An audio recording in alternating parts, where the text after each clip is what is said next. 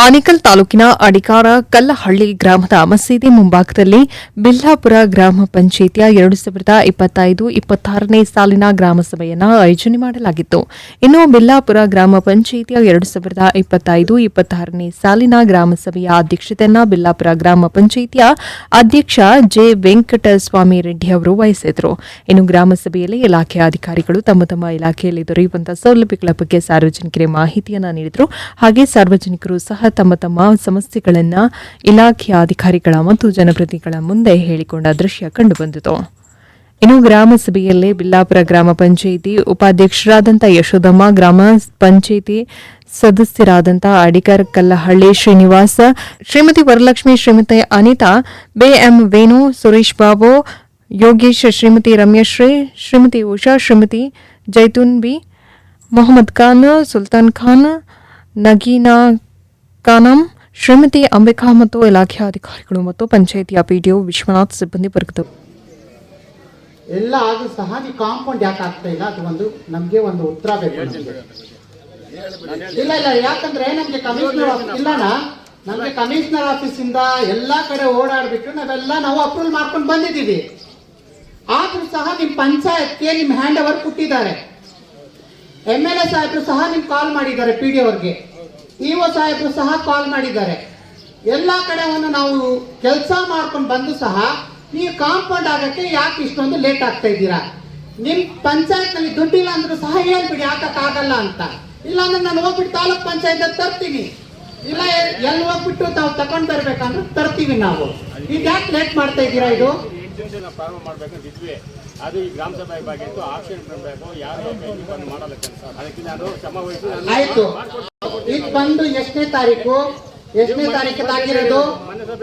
ಇದು ಎಷ್ಟನೇ ತಾರೀಕು ಆಗಿರೋದು? ನಿಮ್ ಕೊಟ್ಟಿರೋದು ಎಷ್ಟನೇ ತಾರೀಕೆ? PO ಸಾಹೇಬ್ರು ಫೋನ್ ಮಾಡಿ ನಿಮ್ಗೆಲ್ಲ ಮಾತಾಡಿದ್ದಾರೆ.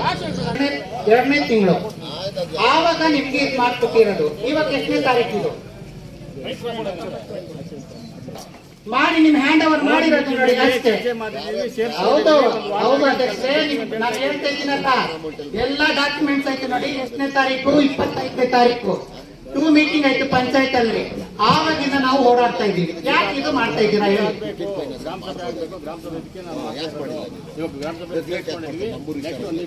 ನಾವಿಷ್ಟೆಲ್ಲ ಓಡಾಡ್ಕೊಂಡು ಹಾಸ್ಪಿಟಲ್ ಕಟ್ಟಡಕ್ಕೆ ಇಷ್ಟೆಲ್ಲ ಕಷ್ಟ ಮಾಡ್ಕೊಂಡು ಸಹ ನೀವು ಮಾಡ್ತಾ ಇಲ್ವಲ್ಲ? ಮತ್ತೆ ಪಂಚಾಯತ್ ಇಂದ ಮಾಡ್ತೇವೆ ಬೇಗ. ಒಂದು ವಾರದೊಳಗೆ ಮುಗಿಸ್ಕೊಟ್ಟು ಮೊನ್ನೆ ಮೀಟಿಂಗ್ ಎಲ್ಲ ಮಾತಾಡಿದ್ವಿ. ಎಷ್ಟು ಬೇಗ ಆಗುತ್ತೆ ಅಷ್ಟು ಬೇಗ ಮಾಡಿ. ಇನ್ನ ಒಂಥರ ಜಾಗ ಐತೆ 47 ಸರ್ವೆ ನಂಬರ್ ನಲ್ಲಿ 15 ಎಕರೆ ಜಾಗ ಐತೆ, ಸರ್ಕಾರಿ ಜಾಗ. ಆ ಸರ್ಕಾರಿ ಜಾಗ ಏನ್ ಮಾಡ್ತಾ ಇದ್ದೀರಾ ನೀವು ಸದಸ್ಯರುಗಳು, ನಮ್ಮ ಚೇರ್ಮನ್ಗಳು, ನಮ್ಮ ಉಪಾಧ್ಯಕ್ಷರು? 47 15 ಎಕರೆ ಐತೆ ಸಾಹೇಬ್ರೆ. ಅದು 15 ಎಕರೆನಲ್ಲಿ ನೀವು ಇದ್ವಾಗಲೂ ಸಹ ಇವಾಗ ಬರ್ತಾ ಇರೋದು ಪುರಸಭೆ ಬ್ಯಾಂಗ್ಳೂರು ಸೇರ್ಕೊಂತೈತೆ BBMP ನಲ್ಲಿ. ಇವಾಗ ನಿಮ್ ಕೈನಲ್ಲಿ ಮಾಡಕ್ ಆಗಲ್ಲ. ಇದು ಅರ್ಥ ಆಯ್ತಾ? ಇದು ಇವಾಗ ಇಮಿಡಿಯೇಟ್ಲಿ ಇದು ಆಕ್ಷನ್ ತಗೊಂಡು ಒಂದು 20-30 ಸೈಟ್ ಮಾಡು, ಬಡವರಿಗೆ ಕೊಡ್ರಿ. ಇದು 50 ಗುಂಟೆ ನಮಗೆ ಆಶ್ರಯ ಯೋಜನೆಗೆ ಮಂಜೂರಾಗಿದೆ ಜಾಗ. ಅದು ನಾವು ಪಂಚಾಯತ್ ಅವರು ಹಂಚಿಕೆ ಮಾಡೋದಕ್ಕೆ ನಮಗ್ ಬರಲ್ಲ. ಅದು ಗೌರ್ಮೆಂಟ್ ಲೆವೆಲ್ ಅಲ್ಲಿ, ಶಾಸಕರ ಲೆವೆಲ್ ಅಲ್ಲಿ ಅದನ್ನ ನಾವು ಲಾಸ್ಟ್ ಟೈಮ್ ಲೆಟರ್ ಕೊಟ್ಟಿದ್ದೀವಿ ಶಾಸಕರಿಗೆ. ಈ ರೀತಿ ಇದರಲ್ಲಿ ಇದಾಗಿದೆ, ಮಂಜೂರಾಗಿದೆ ಆಶ್ರಯ ಯೋಜನೆಯಲ್ಲಿ. ಇಲ್ಲಿ ತುಂಬಾ ಧಾರ್ಮಿಕ ಅಲ್ಪಸಂಖ್ಯಾತರು ದಲಿತರು ಇರೋದು ಈ ಊರಲ್ಲಿ, ಗಡಿ ಭಾಗ ಆಗಿರೋದ್ರಿಂದ ನೀವು ಅದನ್ನ ಸರ್ಕಾರದಲ್ಲಿ ಮಂಜೂರು ಮಾಡಿಸ್ಕೊಂಡು ಬಂದು ನಮ್ಗೆ ಕೊಡಿ ಅಂತ ಕೇಳಿದ್ದೀವಿ. ಲೆಟರ್ನು ಕೊಟ್ಟಿದ್ದೀವಿ. ನೀವು ಪಂಚಾಯತ್ ಕೊಟ್ಟಿದ್ದೀರಾ? ಕೊಟ್ಟಿದ್ದೀರಿ, ಲೆಟರ್ನು ಕೊಟ್ಟಿದ್ದೀವಿ. ಸುಂದರ ನಂಬರ್ ಅನ್ನು ಎತ್ಕೊಂಡೋಗಿ ಕೊಟ್ಟಿದ್ದಾರೆ. ಅವರು ಆಗಿದೆ 2021 ನಲ್ಲಿ ಅದು ಪ್ರೊಸೆಸ್ ಆಗಿದೆ. ಇವಾಗೇನು ಏನಂದ್ರೆ ಹದ್ದುಬಸ್ತು ಇಂಡಿಯನ್ ಸರ್ವೇರು ಮಾಡಿದ್ರು, ಗುರುವಯ್ಯ ಅವ್ರು ಮಾಡಿದ್ರು, PDO ಸರ್ ಜೊತೆಗೆ ಇದ್ವಿ. ಅವರು ಸ್ಕೆಚ್ ಕೊಟ್ಟಿದ್ದಾರೆ, ಸ್ಕೆಚ್ ತಾಲೂಕ್ ಆಫೀಸಿಗೆ ಕೊಟ್ಟಿದ್ದಾರೆ. ಇವಾಗಿರೋ ಸರ್ವೇರು ಫಾಲೋ ಅಪ್ ಮಾಡ್ತಾ ಇಲ್ಲ. ನಾನು ಇಲ್ಲಿ ಬರೋಕ್ಕಿಂತ ಮುಂಚೆ ನಮ್ಮ DT ಅವ್ರ ಹತ್ರ ಅದನ್ನೇ ಮಾತಾಡಿದ್ದೀನಿ. ಇಲ್ಲ, ನಾವು ಅದ್ರ ಬಗ್ಗೆ ಮಾತಾಡಿದ್ವಿ. ಸರ್ವೇರು ನಮ್ಗೆ ರೆಸ್ಪಾಂಡ್ ಮಾಡ್ತಾ ಇಲ್ಲ. ಸೊ ಸಾಹೇಬ್ರು ಇದ್ರ ಬಗ್ಗೆ ನಾನು ಕಂಪ್ಲೇಂಟ್ ಮಾಡಕ್ಕೆ ಹೇಳಿದ್ದೀನಿ. ಇವಾಗ ಏನ್ ಮಾಡ್ಬೇಕು ಸರ್ ಅದಕ್ಕೆ ನಾವು ಇವಾಗ? ಇಲ್ಲ ಸರ್ವೇರ್ ಚೇಂಜ್ ಆಗ್ಬೇಕಣ್ಣ, ನಮಗೂ ಅದೊಂದೇ ಆಪ್ಷನ್ ಇರೋದು. ನಿಮ್ದು ಅಂತ ಸರ್ವೇರ್ ಚೇಂಜ್ ಆಗ್ಬೇಕಂದ್ರೆ ಅದಕ್ಕೆ ನಾವು ಊರಲ್ಲಿ ಏನು ಹೇಳ್ಬೇಕು? ನಾನು ಆಲ್ರೆಡಿ ಮಾತಾಡಿದ್ದೀನಿ. ಇಲ್ಲಿ ಬರೋಕ್ಕೂ ಒಂದೇ ಕಾರಣ, ನಾನು ಸರ್ವೇರ್ಗೆ ಹೇಳಿದೆ, ನನ್ನ DT ಅವ್ರ ಹತ್ರ ಏನ್ ಮಾತಾಡಿದೆ, ಎಲ್ಲದಕ್ಕೂ ನಮ್ಮ ಮೇಲೆ ದೂರ್ತಾರೆ, ನಾವು ರೆಸ್ಪಾನ್ಸಿಬಲ್, ನಾವು ಮಾತಾಡ್ಬೇಕಾಗುತ್ತೆ. ಸರ್ವೇರ್ ಕೆಲಸ ಮಾಡಿದ್ರೆ ನಮ್ಮ ಸಮಸ್ಯೆ ಸರ್, ನಾವು ಕೆಲಸ ಮಾಡಿಸ್ಕೊಡಿ, ಅವ್ರಿಗೆ ಇಂಡಿಕೇಶನ್ ಕೊಡಿ ಅಂತ ಹೇಳಿದಕ್ಕೆ ನಾನು ಮಾತಾಡ್ತೀನಿ ಅಂತ ಹೇಳಿದೆ. ಮಾತಾಡ್ತೀನಿ. ಮೊದಲನೇದಾಗಿ ನಮಗೆ ಆರೋಗ್ಯ ಇರುತ್ತೆ. ಆರೋಗ್ಯದಲ್ಲಿ ಈಗಾಗಲೇ ಕೊರೋನಾ ಸ್ಟಾರ್ಟ್ ಆಗಿದೆ. ದಯವಿಟ್ಟು ಎಲ್ಲರೂ ಮಾಸ್ಕ್ ಅನ್ನು ಪಡಿಸಿ ಸ್ವಚ್ಛತೆಯಿಂದ ಇರಬೇಕೆಂದು ರೂಲ್ಸಲ್ಲಿ ಕೇಳ್ಕೊಳ್ತಾ ಇದ್ದೇನೆ. ಮತ್ತೆ 2024-25ನೇ ಸಾಲಿನಲ್ಲಿ ನಮ್ಮ ಪಂಚಾಯತಿಯಿಂದ ಕಾಮಗಾರಿಗಳು ಆಗಿಲ್ಲ, ಕೆಲವು ಕಾರಣಾಂತರಗಳಿಂದ. ಆ ಕಾರಣಾಂತರಗಳಿಂದ ಅದಾಗಿಲ್ಲ.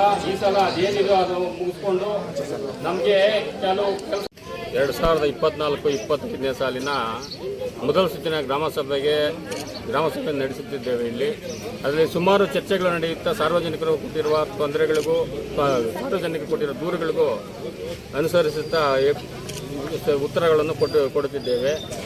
ಆರೋಗ್ಯದ ಬಗ್ಗೆ ನಾವು ಹೆಚ್ಚು ಇದು ಕೊಡಬೇಕು. ಆರೋಗ್ಯದ ಬಗ್ಗೆ ಈಗಾಗಲೇ ಕೊರೋನಾ ಸ್ಟಾರ್ಟ್ ಆಗಿರೋದ್ರಿಂದ ಎಲ್ಲ ಜನಸಾಮಾನ್ಯರು ಸಾರ್ವಜನಿಕರು ಅದನ್ನು ತಿಳಿದುಕೊಂಡು ಅದಕ್ಕೆ ಮಾಸ್ಕನ್ನು ಹಾಕಿಕೊಂಡು ಅದಕ್ಕೆ ಸ್ವಚ್ಛತೆಯನ್ನು ಕಾಪಾಡಬೇಕೆಂದು ಕೇಳ್ಕೊಳ್ತಾ ಇದ್ದೇನೆ. ಹಾಗೆಯೇ ನಮ್ಮ 2024-25ನೇ ಸಾಲಿನಲ್ಲಿ ಕಾಮಗಾರಿಗಳು ಸ್ವಲ್ಪ ಕುಂಠಿತವಾಗಿವೆ ಕಾರಣಾಂತರಗಳಿಂದ. ಅದನ್ನು ಈಗ ನಾವು ಅದನ್ನು ಮೊನ್ನೆ ವಾರ್ಡ್ ಸಭೆಯಲ್ಲಿ ಎಲ್ಲ ಪ್ರತಿನಿಧಿಗಳು ಹಾಗೂ ಸಾರ್ವಜನಿಕರು ಕೊಟ್ಟಿದ್ದಾರೆ. ಹಾಗೂ ಅದನ್ನೇ ಗ್ರಾಮ ಸಭೆಯಲ್ಲಿ ಅನುಮೋದನೆ ಪಡೆದುಕೊಂಡು ಬರೋ ಸಾಮಾನ್ಯ ಸಭೆಯಲ್ಲಿ ಅದನ್ನು ಅನುಮೋದನೆ ತೆಗೆದುಕೊಂಡು ಅದರ ಏನು ಇದೆಯೋ ಆ ಕಾಮಗಾರಿಗಳನ್ನು ನಮ್ಮ ಇರುವ ಅವಧಿಯಲ್ಲಿ ಮುಗಿಸಿಕೊಟ್ಟು ಗ್ರಾಮಗಳನ್ನು ಅಭಿವೃದ್ಧಿಪಡಿಸುತ್ತೇನೆ ಅಂತ ಈ ಸಮಯದಲ್ಲಿ ನಾನು ಹೇಳ್ತಾ ಇದ್ದೇನೆ. ಹಾಗೂ ಈ ಕಸ ವಿಲೇವಾರಿ ಘಟಕ ನಮ್ಮದು ಸ್ವಲ್ಪ ಎಡವಟ್ಟುಗಳಾಗಿ ತೊಂದರೆಯಲ್ಲಿದೆ. ಆದ್ರೂ ಅದು ನಡ್ಸ್ಕೊಂಡು ಹೋಗ್ತಾ ಇದ್ದೀವಿ. ಅಲ್ಲಿ ಜಾಗ ಸ್ವಲ್ಪ ಪ್ರಾಬ್ಲಮ್ ಇದೆ. ಅದು ಇಒ ಹತ್ರಕ್ಕೆ ಹೋಗಿದ್ವಿ, ತಹಸೀಲ್ದಾರ್ ಹತ್ರ ಹೋಗಿದ್ವಿ. ಅದು ಅದ್ಭಸ್ತ ಆಗಬೇಕು. ಅದು ಅದ್ಭಸ್ತ ಆಗ್ತಾನೆ ಅದೊಂದು ಇನಾಗ್ರೇಷನ್ ಮಾಡೋದು ಬಾಕಿ ಇದೆ. ಅದನ್ನು ಸಹ ಈ ಸಮಯದಲ್ಲಿ ಮಾಡ್ತೀವಿ ಅಂತೇಳಿ ಭರವಸೆಯನ್ನು ಕೊಟ್ಟು ಈ ನೆಕ್ಸ್ಟು ಈ ವಿಕಲಚೇತನರಿಗೆ ಲಾಸ್ಟ್ ನಾವು ಗ್ರಾಮ ಸಭೆಯಲ್ಲಿ ಹೇಳಿದ್ವಿ ಈ ವಿಮೆ ಬಗ್ಗೆ ಅವ್ರಿಗೆ ಕೊಡ್ತೀವಿ ಅಂತೇಳಿ. ಅವರು ಪಟ್ಟಿಯನ್ನು ಕೊಟ್ಟಿಲ್ಲ. ಇವಾಗಲೂ ಅವ್ನು ರಾಜು ಅಂತಿದ್ದಾನೆ, ಅವ್ನಿಗೆ ಹೇಳ್ಬಿಟ್ಟು ಅವರಿಗೆ ನಮ್ಮ ಪಂಚಾಯತಿ ವತಿಯಿಂದನೇ ಅವರಿಗೆ ವಿಮೆಯನ್ನು ಒಬ್ಬರಿಗೆ 461 ರೂಪಾಯಿ ಕೊಟ್ಟು ನಾವು ಪಂಚಾಯತಿಯಿಂದ ಕೊಟ್ಟು ಅವ್ರಿಗೂ ಸಹ ಸಹಕಾರ ನೀಡ್ತೇವೆ ಅಂತೇಳಿ ಈ ಸಮಯದಲ್ಲಿ ಹೇಳಿ ನನ್ನ ಕೆಲವು ಮಾತುಗಳನ್ನು ಮುಗಿಸ್ತೇನೆ. ಇವತ್ತು ನಾವು 2024-25ನೇ ಗ್ರಾಮ ಸಭೆ 25-26ನೇ ಗ್ರಾಮ ಸಭೆಯನ್ನು ನಮ್ಮ ಗ್ರಾಮ ಅಧ್ಯಕ್ಷರ ಸಭೆಯಲ್ಲಿ ನಮ್ಮ ಹಿರಿಯರಾದಂಥ ವೆಂಕಟರಮಣ ಅವರ ಅಧ್ಯಕ್ಷತೆಯಲ್ಲಿ ಗ್ರಾಮ ಸಭೆಯನ್ನು ಮಾಡ್ತಾ ಇದ್ದೀವಿ. ಶಾಶ್ವತವಾಗಿ ಉಳಿಯುವಂತಹ ಸುಮಾರು ಕಾರ್ಯಕ್ರಮಗಳನ್ನು ನಾವು ಈ ಗ್ರಾಮಕ್ಕೆ, ಈ ಪಂಚಾಯಿತಿಗೆ ನೀಡಿದ್ದೀವಿ.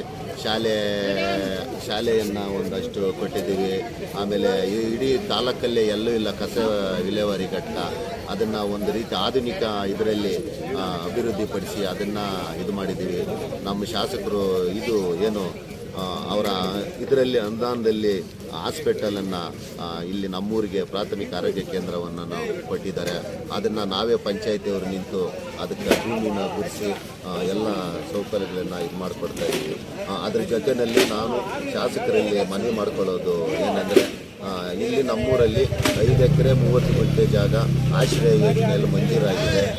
ಆ ಜಾಗವನ್ನು ದಯವಿಟ್ಟು ಇಲ್ಲಿ ತುಂಬ ದೊಡ್ಡಬಡವರು ವಸತಿ ನಿರ್ಗತಿಕರು ತುಂಬ ಜನ ಇದ್ದಾರೆ. ಅದನ್ನು ದಯವಿಟ್ಟು ತಾವು ಮುಂದೆ ನಿಂತು ಆ ಜಾಗವನ್ನು ಈ ಊರಿನ ವಸತಿಹೀನರಿಗೆ ಇದು ಮಾಡಿಕೊಡ್ಬೇಕಂತ ಶಾಸಕರಲ್ಲಿ ಮನವಿ ಮಾಡಿಕೊಳ್ತಾ ಇದ್ದೀವಿ. ಇನ್ನೂ ನಮ್ಮ ಅವಧಿ ಇನ್ನೂ ಒಂದು 8 ತಿಂಗಳಿದೆ. ಅದರ ಒಳಗಡೆ ನಾವು ಏನು ನಮ್ಮ ಇನ್ನೂ ತುಂಬ ಮಾಡೋ ಕೆಲಸಗಳಿದೆ. ಅದರಲ್ಲಿ ನಮ್ಮ ಕೈಲಾದಷ್ಟು ಎಲ್ಲ ಕೆಲಸಗಳನ್ನು ಎಲ್ಲ ಕಾರ್ಯಗಳನ್ನು ಮಾಡಿ ಮುಗಿಸ್ತೀವಿ.